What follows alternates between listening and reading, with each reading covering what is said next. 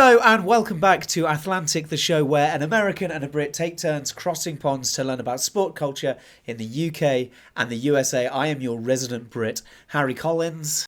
And I am your resident American, Adam Jordan, and I am so excited for this episode. I haven't been this excited I'm excited for every episode, but there's just so much happening right now, and this episode is going to be a lot of fun. As you know, Yes. if you clicked on this, if you've been following along with us, it's episode 10, which is a really fun milestone for both of us to hit.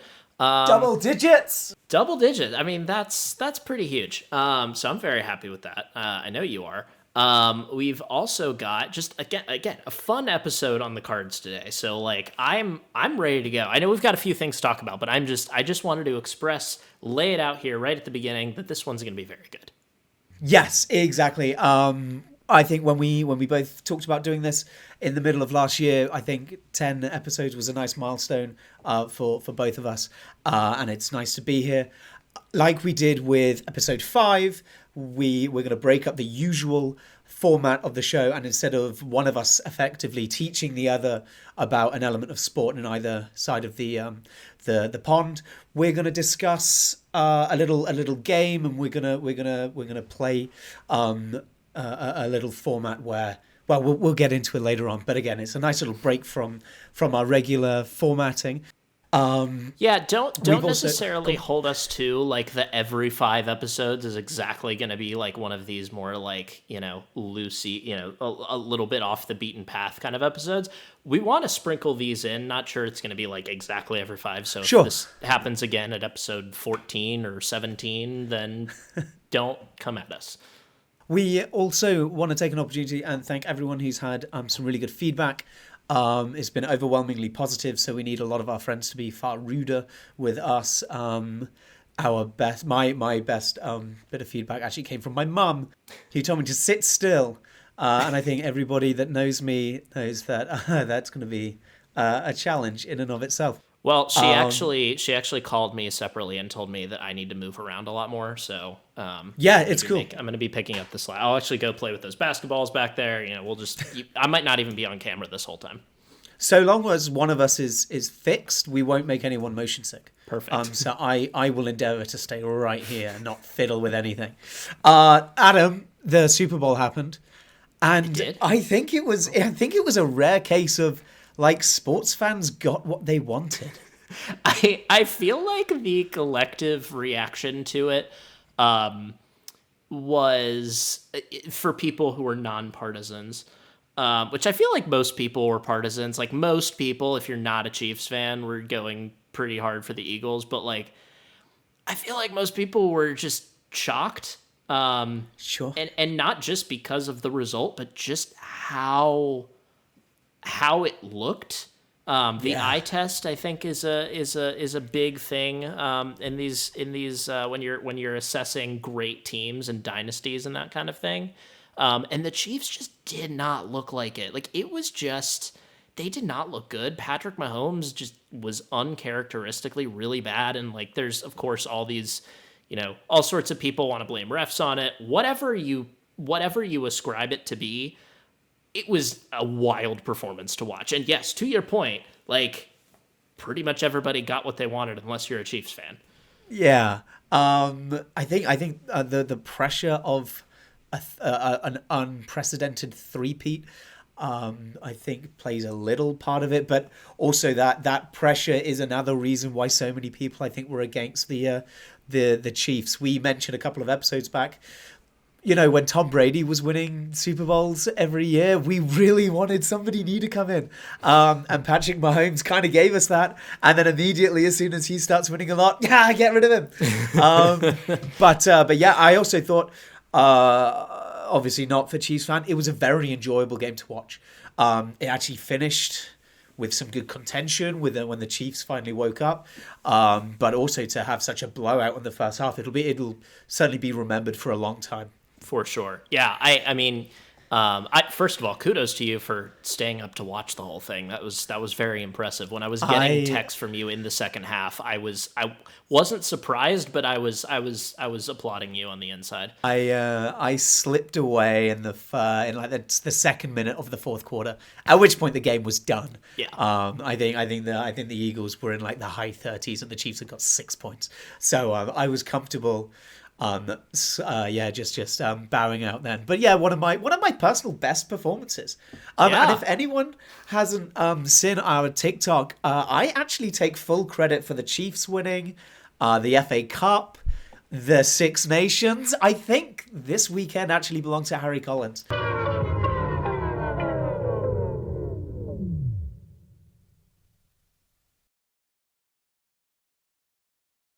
Yeah. Next weekend does not belong to Harry Collins. Adam, what do we have to look forward to on Sunday?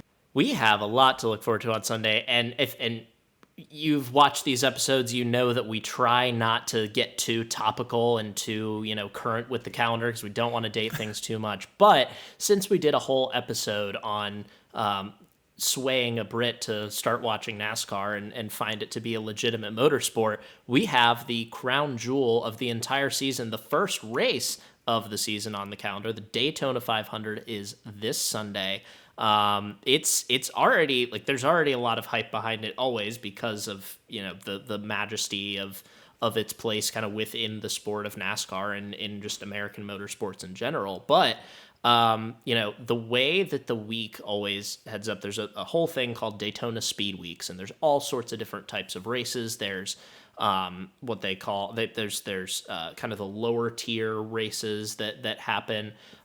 There's kind of some different not that are kind of some different formats of racing that happen beforehand. The way the qualifying works, there's actually a couple of races that happened last night as we're recording this that you race your way into basically the grid, sort of like an F1, sort of like a sprint race if it decided the starting order of the grid. So a little Sure. bit different, but it's interesting. And some for people who are fans of open wheel motorsports or other types of racing, there's some intrigue as well because Elio Castroneves, who is a four-time IndyCar champion, or IndyCar, sorry, Indy 500 champion, who has never raced a stock car in his life, at least at this level, is actually racing in the Daytona 500 for the very first time. And he's 49 years old. So, what more do you need to watch? What better of an underdog to root Unreal. for? So we mentioned this very briefly before the show, and my immediate question was if this driver is still competitive at 49 years old in IndyCar, is NASCAR like physically more or less demanding for a transition in like this late in his career? Well, it is interesting because you see a lot of so two things. First of all, he has been retired from IndyCar. He serves in an ownership role. I don't remember exactly when he retired full on. Actually, I should have had this up beforehand, but I know that he's been retired. He finished his IndyCar career. I want to say a few years ago, but again, don't check me on that. Regardless, but he's not a full-time driver in IndyCar anymore. That Right. said, you do see a lot of drivers late in their career transition to NASCAR, kind of test the waters, give it a go. You see that a lot with drivers who've been in other open wheel circuit or series that kind of want to try something new in the sports world. I think in motorsports world, I think a lot of people kind of see it as a hey, this could be a fun little thing to do at the end of a career. Sure. Which maybe undervalues NASCAR a little bit, but that's just kind of how it is. Almost kind of mirroring how some European players look at MLS late in their Sure. career. But we've seen it with some big names in Formula One. We've seen Juan Pablo Montoya had a long career in NASCAR after obviously having a sizable career in Formula One. We saw Kimi Räikkönen kind of dip his toes into the water. Did he a couple really? years. Yeah. Oh yeah. Wicked. Yeah, Kimi Räikkönen. He's raced a couple races only on specific road courses, so he hasn't been a full-time driver on the circuit. But, Sure. But he was in for a handful of races. I think Lewis Hamilton has always said that it would be fun to try it out later in his career. Who knows if he actually does that? But regardless, it's definitely a form of racing that I think a lot of people, to wind my way all the way back to the answer of your question, I think a lot of people do kind of find it an easier transition than, say, from going from NASCAR to a Formula One style race. Obviously not Formula One, but that style of racing. Of course. Now I have to apologise because I sort of jumped the docket there.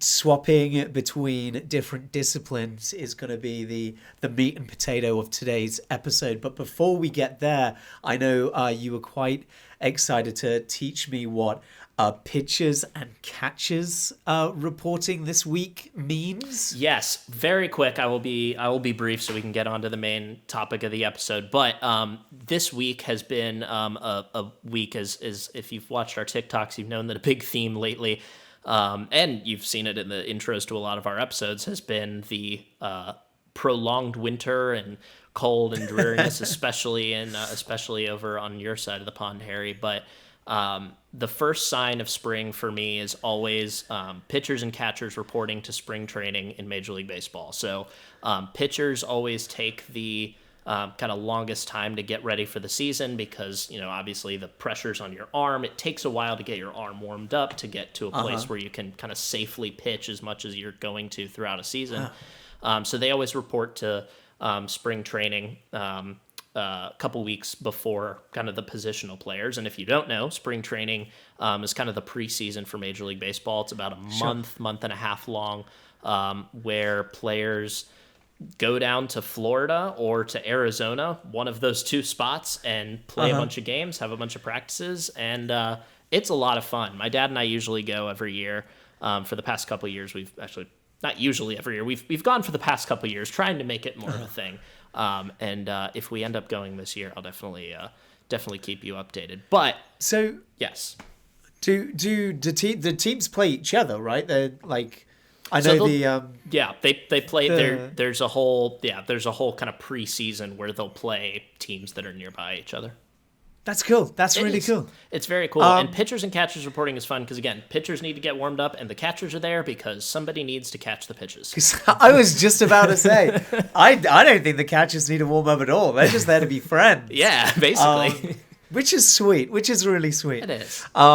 So before we move into the meat and potatoes of today's episode, we're going to break things up slightly. And we're going to do our sport math question right now. Yes. I'm going to give you you and our listeners the sport math question now. Then we'll move into the main segment of the podcast, and then we'll come back. So we'll spend a little bit less time on it, but we've got longer to think about it. Yeah. So, Adam, are you ready for your sport math question for episode 10 of Athlantic? I'm ready. I think this is a good time to start a clean slate. I don't know what kind of format you've put this in. I know we've talked about kind of trying to do a point system, trying to keep some score here, but I think episode 10, we've had kind of our ups and downs. Both of us have challenged each other. I think this is a good time for a nice clean slate, so I'm ready. Yes. Yeah. That's a very nice. There's no animosity. There was a week where you try to kill me with geography, and a week where I try to kill you with Alan Shearer. It's fine. And now we're here. So, your sport math question today, Adam. All right. I would like you to add the number of US states that contain 3 NFL teams. Okay. And I'd like you to add that number to the shirt number which was shared between Manchester United's greatest players. That's Ronaldo, Beckham, George Best, Eric Cantona. They all shared a shirt number. So add the number of states to the shirt number. Okay. And then when you've got that number, I would like you to times that number, multiply that number by the highest number you would find on an American football field. The highest, and this is like something that's on every field. It's not like there's on a every special. field. Okay, cool. Not like a special. It's not just San Francisco. It's it is Okay. Every football field shares the highest number. Okay. So that is your sport math question. I hope you've written that down. If you'd like me to repeat it, I will, but only once. And then we'll crack on with today's episode. Finally remembered a pen. Amazing, very good. Ready to go. All right, I'm already off on the right foot. I think I have an idea on some of those, but I'll have to ponder them. So okay, without further ado, bring us in, Harry. So this last week, I was discussing with a good friend of mine, the only other friend of mine who I discuss sport with other than you, and the question came up: who is like the greatest athlete of all time? And that is an unanswerable question. But I mentioned right that. At him. Yeah, I can see myself. It's great. I always go to Mildred Ella Didrikson Zacharias, or Babe Didrikson, who was a phenomenal athlete in the sort of 20s, 30s, and 40s. Babe Didrikson is a Golf Hall of Famer, but is also the only athlete, male or female, to hold individual Olympic medals in running and throwing and a jumping event. Also competed in the sprint, the 80-meter hurdles, the javelin throw, and is an All-American basketballer. Can you tell us what All-American means? So every year, going back to our college football episode, our favorite people, the sports writers, the college sports writers who decide everybody's fate, or decided everybody's fate for a while, they vote usually teams, All-American teams. So they'll have two different teams in basketball. They'll have a starting five, and they'll say first team All-American are the five best players in the country. They'll vote on those on a big ballot. They'll have a second team. I think there's a third team as well, and usually some honorable mentions. So if you're an All-American, usually it means that a major media outlet, mostly the Associated Press in today's day and age, will determine that you're one of the best players. Amazing. So that clearly illustrates that Babe Didrikson, Olympian, Golf Hall of Famer, and a basketball player. Also was quite good at bowling, but wasn't very good at pool. Was apparently quite bad at billiards. But, we don't have to talk about that. And that started for this this episode 10, this slightly different, more fun episode. We would like to open this up, again, not to date this episode, but we're now in February. So the January transfer window for soccer has closed. I think we're still in the transfer portal for the NBA. I think a couple of for the NBA, or do you mean like college sports? Like transfer portal is different. Sorry, wires crossed. But we just had. Never mind. We just but I want to be clear because there's different things. So there isn't really like a transfer window in North American pro sports. The only thing, I guess, the closest thing is you could say kind of the whole season up until. Usually the final couple months would be your transfer window. There's a trade deadline. Trade deadline is right. What it's known known as. The reason that I wanted to specify transfer window, transfer portal is a very different thing that has just become a thing in college as of a few years ago. So all is forgiven. Just wanted to clear it up. I immediately anglicized that. Which we love. We're on here to learn. We're on here to learn from each other. So this is great. But we just had a really good transfer window, and not even some of the best transfers weren't even in soccer.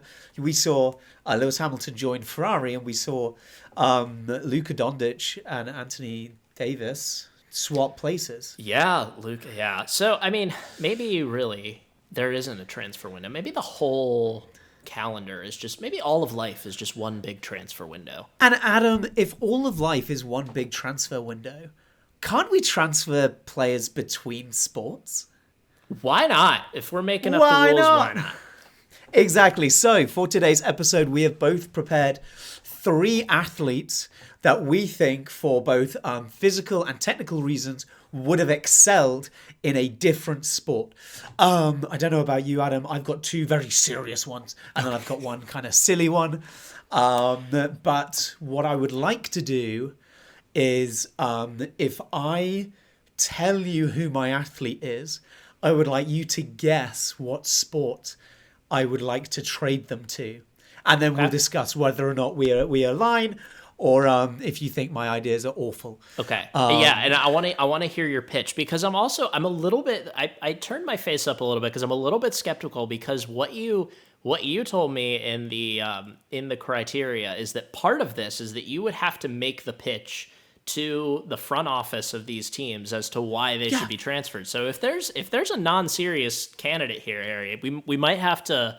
You're gonna have to make a great pitch. So I'm ready to hear it. I am so unbelievably confident.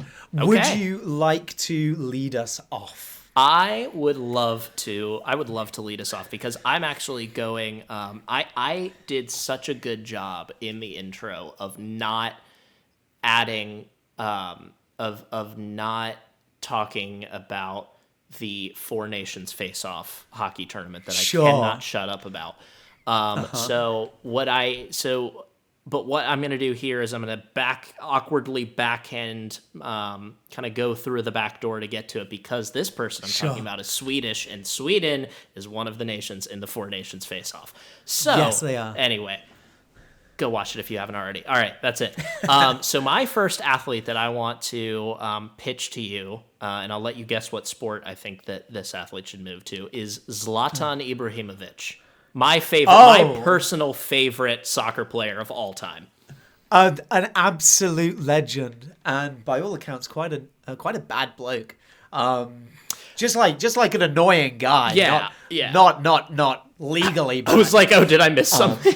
He was always like, what I mean is he always had an attitude. He was always incredibly self-confident. This man took out a full-page ad when he came to the LA Galaxy in the LA Times, saying all it said was, "Dear Los Angeles, you're welcome." Signed, Zlatan Ibrahimovic. What an ego! And then he scored 2 goals on his debut, including one 40-yard screamer. So he can cash the checks he's writing.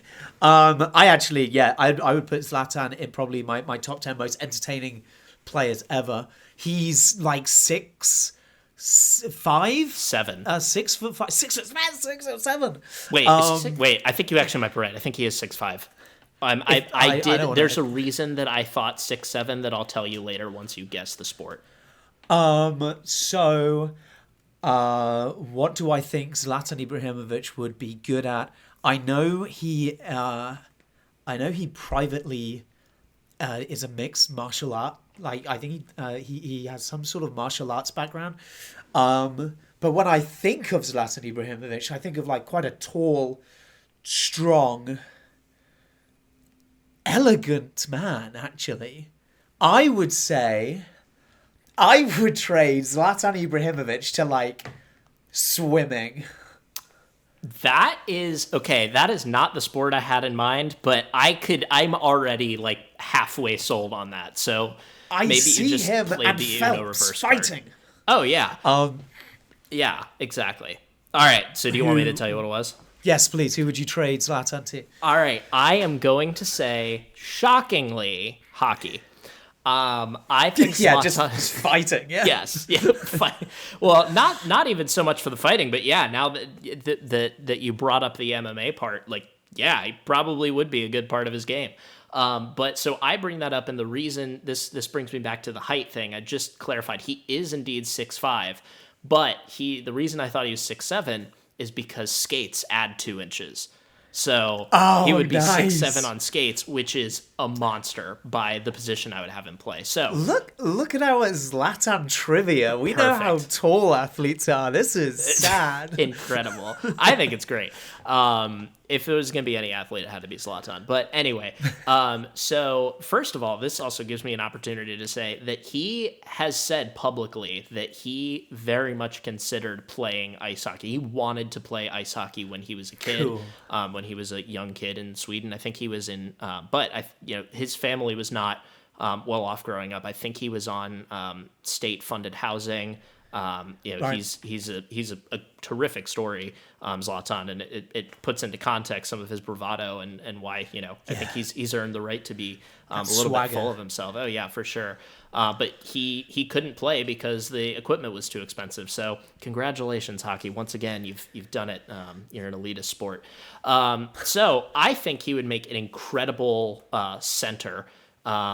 I think he would be a great forward. So a center in hockey is somebody who has a lot of different responsibilities, somebody who thinks the game very well, thinks obviously the game of football very well, but I think would think hockey very well.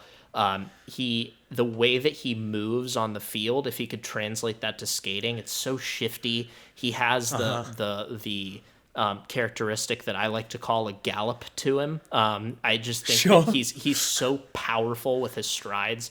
That I think he would be an absolute wrecking ball on the rush in hockey, and he would make goalie's life a nightmare parked in front of the net.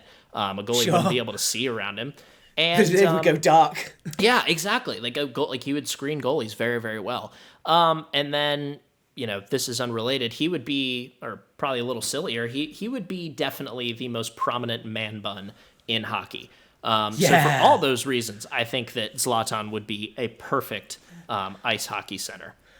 I think it's brilliant. I think he, especially when he got older, he was very good at playing in what in American football you call like the pocket, where things get, where the quarterback sits and like orchestrates. Zlatan was a really good box striker, always finding space. Yep. Which, as I now know, having watched live ice hockey, there is no space anywhere ever because everyone's moving at like 40 miles an hour. There you go. And you only sit in like a teeny tiny little rink. I think that's such a good trait. I would make that in a heartbeat. Yes. Okay, All right. 1 for 1. Your turn. I want to preface this one. Okay. This is not my silly one, although some people may think it is. I have the utmost respect for this athlete and only realize after writing this, I'm not trying to besmirch anything. This athlete was also an activist, and we fully appreciate what Muhammad Ali stood for. Ooh, okay. He is one of probably the greatest sports people ever to live, both the way that he conducted himself in his sport and outside of sport. He was one of the first very prominent black athlete voices who were so loud that they couldn't be suppressed. And for that, he is a trailblazer. With that caveated, I would like, because of all of the characteristics that made Muhammad Ali such an incredible fighter, that explosive speed, the strength, the physicality, the smarts, the endurance, what sport, and mine is also topical, what sport would I trade Muhammad Ali to? Muhammad Ali for the smarts, the endurance, and it's topical too. Ooh, that's. I mean, now I kind of want to say I want to say it's soccer, but maybe because he's so shifty. I don't know. So I'll go ahead and say soccer. I would, and this is by virtue of his great grandfather, Abe Grady. I would like to trade Muhammad Ali to the Irish rugby team. What? Yeah. Incredible. Muhammad Ali was 6'3", 115 pounds, which is kind of the perfect physique for a dynamic forward, like known as a flanker, who plays or plays as a number 8. I also think because of the cognizance when he was in the ring, everyone's seen that video where he's ducking and diving. I think he'd make a very good scrum half, someone who orchestrates play. But with that hand-eye coordination, his famous speed when he did the Ali shuffle. Oh yeah. And the fact that his great grandfather is Irish, I think he would have made one of the most famous, greatest Irish rugby players of all time, which sounds really disrespectful because he's undoubtedly, in my opinion, the best boxer of all time. Um, I don't think this is quite as good as the Zlatan Ibrahimovic one. Thank you. I hope nobody hurts me for besmirching Muhammad Ali's I name. don't think you've besmirched him at all. I think that's a compliment to his athletic ability. I mean, I as somebody who is still kind of getting into rugby and is new to the sport, I could see it, like you said, kind of with the shiftiness and And I could definitely see it. explosivity. And I'm starting to like understand how much awareness that you have to have in that sport, Sure. and I think just he had a superhuman level that like it almost seemed like when you watch highlights of him. Obviously, neither of us were around when he was in his prime, but all of he seems like he almost slowed down time for himself, like Yeah. unreal. So And I like that. you and I watched the Scotland Ireland Six Nations game last weekend together. Sort Yeah. of together. We were 4,000 miles apart, but like I was really interesting. You and I talking through that rugby game and sort of seeing your take on it. Now, Adam, what is your second athlete? All right, my second athlete, and I'm realizing potentially my third one, maybe ones that haven't broken through as much over there. I'm almost certain you probably haven't heard of this guy, but Okay. I think once I describe him to you, I can still sell you. So this athlete is which I'm actually realizing will make it tough for you to guess. But this athlete, okay, here's what I'll do. I'll say his name, and I'll do my best to describe what he was like. I'll basically make my pitch, and then leave out the sport, and then you get to Okay, guess. that's good. Yeah. Okay, Okay. cool. So this guy is a player by the name of Bob Gibson, a baseball player. He was a Okay. pitcher for the St. Louis Cardinals, most prominently. He played for a couple other teams in his career, but Bob Gibson, he's a pitcher for the Cardinals, and he's one of the most dominant pitchers of the 1960s, probably the most probably dominant pitcher. He had probably the most dominant season of all time. His 1968 season, he had a Cool. 1.12 earned run average, which don't worry about what the stat itself actually means. It just know that the most lower the better, and Sure. to get below 2 on your earned run average is exceptional. Like that does not happen, and he had Okay. the lowest, I believe, of all time for an individual season. He struck players out a lot. He had incredible command of his fastball. He could place it basically exactly where he wanted to at any point. So much Cool. so that one of his best attributes was he was a very intimidating player. He would not hesitate to throw inside to players a lot, brush them back from the plate, make them scared Cool. to stand in the batter's box. His intimidation factor is probably what he's most famous for. But that intimidation factor isn't exactly why I think he would be great in the sport that I want to transfer him to. Sure. But the fact that he has such a powerful arm and can pinpoint exactly where he wants the ball to go. Okay. Immediately throwing sports. I'm thinking ball boy at Wimbledon. I'm thinking obviously a cricket fielder. Yep. I'm thinking like javelin. I'm thinking um is it a throwing sport? I say throwing, is it? Let's say that it's not. You don't throw anything in this Oh, sport, but you kind of mentioned it. but a strong arm. Yeah, and you Yeah. kind of mentioned it in one of your.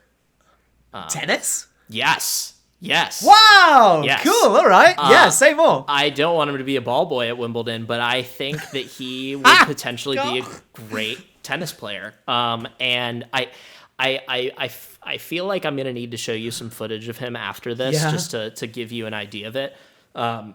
One of the things that we haven't really talked about on this show ever is that Harry is actually very good at tennis. Harry has been a tennis coach in his lifetime. He likes to keep it on the down low, but here it is out for everybody to know. But I think he would be very good because again, he has that ability, an incredibly powerful arm, the way that his pitching motion was, it was very violent. Like he Cool. moved his follow through. He threw so hard that he basically like made this weird position that I can't articulate in this small of a box of the screen. But he threw very, very hard, and he put all of his body into it. And again, he could pinpoint it wherever he wanted. So I think if he could, learn the actual mechanics, maybe from you, Harry, I think that he would have been very successful. Fabulous At tennis. So such a good one. Wow. Okay. I'm glad your second athlete and my second athlete are going to align quite nicely. Okay. Not to give anything away. My second athlete is Bryson DeChambeau, Ooh. the golfer. Okay. DeChambeau is currently on the LIV tour, which means he's probably getting paid enough so that he wouldn't want to transfer anyway. Yeah. But if people listening are unaware, Bryson DeChambeau is sort of famous for hitting the longest drives in golf. Yep. He bullies par 4s and 5s into submission by just skipping the fairway. He's an incredibly powerful striker of the golf ball. He's also very analytical and uses a lot of science and very specific training methods and very specific equipment to improve his game. And I think he won an event last year. He won the U.S. Open. Yes, of course he did. Yeah. Mm-hmm. So, yeah, Bryson DeChambeau is my athlete. Can you guess which sport I'm going to trade him to? I want to guess. I'm going to guess Formula One because because he's sold out to the Saudis. Yeah. Hot take. I hate the whole situation of pro golf. I hate that Bryson is with Liv, but anyway, not the point of all this. Jeez, what sport would Bryson be good at? Let's say baseball. You're absolutely spot on. Let's go. Bryson stands at 6'1" and is 220 pounds. He also has very, very specific club lengths. All of his clubs, apart from his driver, are 37.5 inches long, which is the exact same length as Babe Ruth's bats. Whoa. Babe Ruth was also 6'1" and weighed 220 pounds. So basically, they're the same. They're the same person. Welcome back, Babe Ruth. All right. Get off the golf course. Get to spring training, Bryson. You're late. I cannot The argue. catchers and throwers are already there, Bryson. Hurry up. I cannot argue with that logic. I think that he is, in fact, Babe Ruth, and I think he's wow. huge. I have to give credits to a colleague that I was working with earlier today who actually mentioned him, and then we sort of aligned this together. But yes, he's an absolute unit. He's really barrel chested, and he hits those balls so hard. I thought he'd make an excellent power hitter in Major League Baseball. I know, Adam, you have tried to teach me, and I think we might need a whole episode dedicated to the specific positions on a baseball field. Okay. But I asked around. I think for some reason we landed. I don't know what first base does. Would he be good at first base? He actually, I think that would probably be a very good position for him because first basemen are generally power hitters, so perfect. I thought so. Yeah. I did some Googling. Yeah, he is Babe Ruth's, reincarnate. Perfect. What a crazy coincidence. That's wild. Yeah. That's wild. Those are my first two. Adam, right. Your third athlete, please. My third and final athlete actually will involve a short video presentation. Wow. As well. It's going to be the first time that we've ever shown outside video. Incredible. So while I pull that up, I will tell you that the athlete that I am wanting to put up on the transfer market actually was just traded. So she's already ripe for that. She is a basketball player who Okay. now plays for the Los Angeles Sparks. She had a very long and successful NCAA career with the Washington Huskies. Her name is Kelsey Plum. I don't know if her name has made it Very across. vaguely. Okay. But she's one of the best college players of all time. In fact, she had the all-time NCAA scoring record, I believe, Wow. in women's D1 basketball, I believe, until Caitlin Clark broke it last year. Right. Yes, so I think so. Kelsey Plum, she's a really great shooter. She's great at driving into the lane. What sport do you think that I would trade her to? A great shooter, and you said great at driving into the lane. Yes. What does driving into the lane mean? Driving toward the basket inside, kind of among the tallest players on the floor. She's not a tall player, but like one of the taller players. But yeah, it's got like a winger in soccer written all over it. What else? No, I think that sounds like a very good striker in association football. Okay. What was the description? Really good 3-pointer. Yeah, so really good shooter. Shoots from distance. Mm-hmm. Yeah, no, I'm gonna stick. I'm not gonna overthink it. Okay. That sounds like an excellent footballer. Okay. You're wrong. I think she would be an incredible American football quarterback. Yes. And here's why. A lot of it is because there is a viral video of her showing off her absolute cannon that she has. She was at a, I don't know what game this was, but it was an NBA game where they were giving out free T-shirts, and they were launching them into the crowd, and they had her do it. And this is the video. I don't think this is copyright protected, so maybe you have to edit this part out. But just watch the mechanics here. Like, this is big step. Look at that. Whoa. Unbelievable throw. And look how far this goes. Look at the height. She launched that thing. For anyone who's listening and not watching, I've just watched. Remind me her name. Kelsey Plum. Kelsey Plum has just thrown a T-shirt, probably 6 or 7 miles. Yeah. Into the crowd. At a basketball game, and like it's nothing as it's well. Absolutely nothing. Like, and that's reaching the second tier. Yeah, and like in jeans and a t-shirt. Like, she's not like out here like warmed up, like ready to play basketball. Like, she's Unreal. Just come out of the stands. So I think she would be great at that. I think that she has incredible court vision. So I think that she would be really good at reading a defense. I think she is, like I said, she's great at driving the lane. She's shifty enough. I feel like that's a theme with all of the players that I've used. That I think that she would provide a mobile threat. I think she'd be a dual threat option, be able to run the ball a little bit. And obviously she's got a freaking cannon. So Kelsey Plum to the NFL. I think we'd rather have had Kelsey Plum in for the Chiefs. Probably. The only thing she's got against her is her height. I think she's only, let's look it up.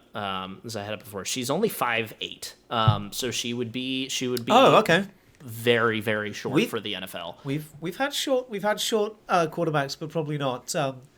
Hey, that's just a new. Exactly. That's not a limitation. Exactly. Someone's coming to sack you. Not me. Exactly. Just duck and Sorry, bob and Mom, weave. I moved. Yeah. Just whoa. Yeah. All right. That's my third. My last one. This athlete, the likes that we haven't seen in a while. Okay. Who was a sparkling rookie, with a good heart and was a willing apprentice to new techniques that embolden and improve his competitiveness, and is a 7-time Piston Cup winner. My athlete's Lightning McQueen. Wait a minute. I have only seen Cars 1. Did he win multiple Piston Cups in the subsequent movies? Yeah, he did. Yeah. You asked me earlier if I'd watched a bunch of Pixar movies, and now it sounds like I was lying to you. I promise No, you no, I'm no. not. I've only watched the first of the Cars trilogy. I needed to make sure that you'd seen the first one. Okay. Because I'm about to tell you what happens in the second one. Okay, sure, fine. Reviewing Lightning McQueen's tapes, firstly, as we know from Cars 1, he learns dirt racing from Doc Hudson. Yep. Doc Hudson is a generational 3-time Piston Cup winner. Yep. Who won in 51, 52, and 53 before his massive crashes. Right. And then after learning the secrets of dirt racing, I'm really leading this. You should guess what it is.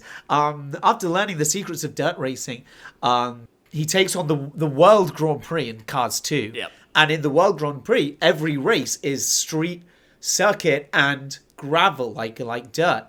And in the dirt section of the Japanese leg, he holds his own against the rally car Raoul Caroul, who is the French rally car driver. I see. So are you saying that Lightning McQueen should be a rally car driver? He should absolutely be a rally car. He's wasted. Yeah, rally car he's driver. What wasted am I on the talking oval. about? He is the car. He is the car. Interesting. Okay. Beyond the tapes, we need only look at how he performed in the off-road in the tractor field in Cars 1 when they go cow tipping. That's true. And also he in had Cars, he had to escape. he was very good. True. And can do it backwards. And in the third movie, where he becomes the mentor, there is a demolition derby that happens all off-road. And he survives beautifully. I think.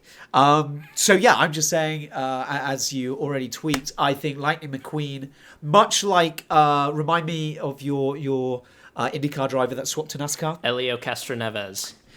Much like Elio Castroneves, I think Lightning McQueen should, in his retirement, swap disciplines, come over to Europe, join the World Rally Championship.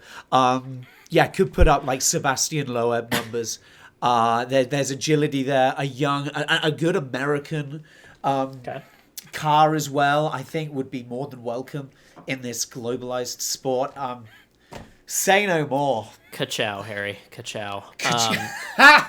So good. So rally car, maybe, I don't know if that's another episode or another conversation at some point. That's something that I don't know anything about, except for the fact that the people that do it are crazy, because I cannot fathom. They are superheroes, genuinely. We talk about Formula. Yeah, we talk about Formula One being like the peak of motorsport, but I think it's hard to say that it's the peak of driving. Yeah. But yeah, we'll definitely visit rally car in the future. Okay. Those are both of our three athletes. We both guessed a couple. Yep. We both buried the lead. You have a movie to watch now. Yep. But before you go and watch Cars 2, which, beyond being quite a mediocre Marvel Pixar movie, is also about like international espionage. This is why I didn't watch it, is because I didn't want it to be ruined for me. But I did it for you. Thank you. We are going to return to our sport math question from the top of the episode. Adam, I'm going to remind you what the question was, then we'll go through it together and we'll see what the answer is. So, Adam, I would like the number of states, US states, that contain 3 NFL teams, plus the number shared by Ronaldo, Beckham, George Best, and Eric Cantona, the shirt number that they all wore at Manchester United. And then I want that number times by the highest number on an American football field. So, in thinking about this, I feel like, obviously, California's got 3 teams. New York's got 3 teams.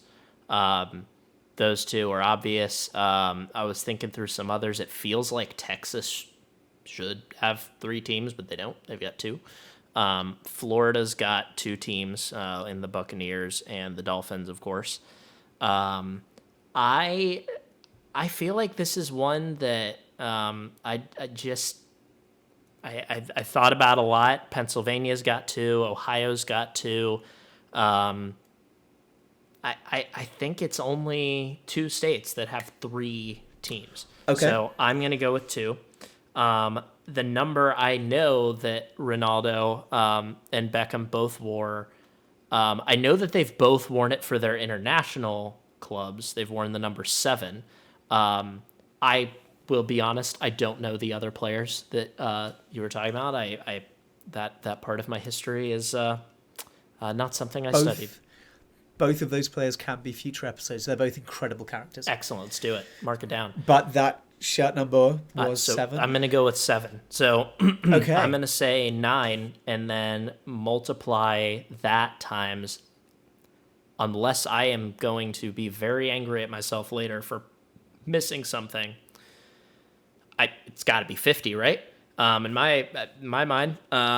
So I think at that point, it's just 9 times 50, which is 450. So my final answer is 450. And if I get this wrong, I'm going to be rather cross with myself, to use the term of your fine people. Your final answer is incorrect. Okay. You have 2 of those bits of trivia correct. Okay. Would you like to quickly revise any of your answers before? Can you tell me which? Okay, quickly revise. I feel like it's probably the NFL teams, and I just went too quickly on that. I'm thinking that's probably what it is. It is. It is. Okay. You were spot on. Ronaldo, Beckham, George Best, and Eric Cantona all wore the iconic Manchester United number 7. The highest number on an American football field is 50. Even when the 49ers play, it's still the highest number. But the number of states that have 3 NFL teams in is 3. You actually mentioned the state that had a third one in. You mentioned the Tampa Bay and Miami, but you Jacksonville. Oh no, Jacksonville. I'm so sorry, Jacksonville. It's Everybody right. forgets you, and you basically live in London now. I'm sorry. Yeah, they do. They're us. Adam, the what NASCAR event is happening this weekend? The Daytona 500, which is, if you're going there, it's near But Jacksonville. it would have been the answer. 3 plus 7 times 50 was Harry, 500. that's so good. Oh, I feel like you painted this masterpiece and were leading me along to like try to observe this masterpiece, and I just like threw like another can of paint all over it. It's totally fine. I wanted to, as you mentioned, a peek behind the curtain. I texted Adam earlier to see if he'd seen any Pixar movies. I should have texted him, "Hey, you ever heard of Florida?" I mean, You got Florida. Bless him, Jacksonville. I think one of the I think when we inevitably do an American tour with Athlantic, we'll start in Jacksonville. I think we have to, just to appease them. Unless the Jaguars are here. Yeah, true. At that point, Incredible. Yeah. Oh, that one's gonna sting because that's an easy one. But I'm very sorry to Jacksonville fans. Your city is very sprawled out. It's surprisingly incredibly populous. I wish that you would not kind of follow the American line of urban planning, but that's a whole other podcast. That's our next episode. Will be on urban planning. Nothing to do with sports. No, at all. So all about trains. Why not? Well, this has been lovely. As a reminder, as always, please subscribe on YouTube, leave us a comment, check us out on Spotify, leave us a rating, leave us a review, and give us a hit subscribe on Spotify too. I think it might be actually follow on Spotify. I should know that. All of my podcasts come through Spotify. But anyway, please check us out there. We appreciate everybody for listening. And yeah. We're also doing a couple of different things on TikTok as well. We're posting the shorts, the replays to TikTok and YouTube. But yeah, recently Adam and I have been shaking up the TikTok content into a little bit more personable and a little bit more relatable, hopefully. So yeah, Please relate to us. yeah. But yeah, Adam, I've had so much fun. We've done 10. We hit double digits. I can't wait to see you in the next one. Incredible. All right. Until next time. Bye, everyone. See you later.